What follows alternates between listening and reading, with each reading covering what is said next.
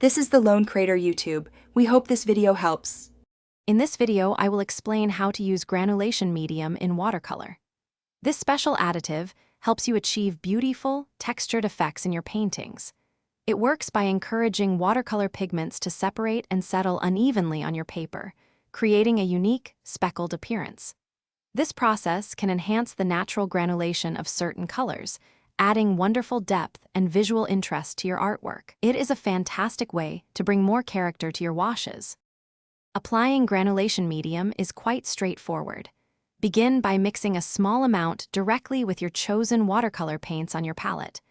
A good starting point is a ratio of about 1 part medium to 4 parts paint, but feel free to adjust. Then, simply apply this mixture to your paper just as you would with regular watercolor washes. Remember, experimenting with different ratios will help you discover the unique granulation effects you prefer for your art.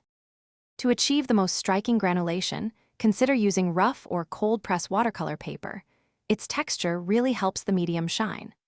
Apply your washes generously, giving the medium ample opportunity to create its unique patterns as it dries.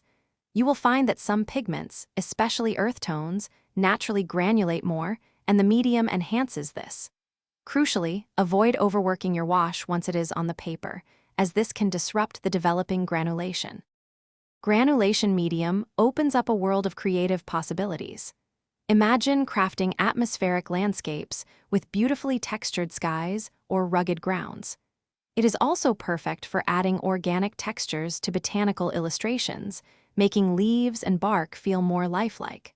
For abstract artists, it introduces a fascinating element of visual interest and depth. You can even combine it with other watercolor techniques to build incredibly complex and captivating layers in your artwork. Thanks for watching. Consider subscribing if we helped you.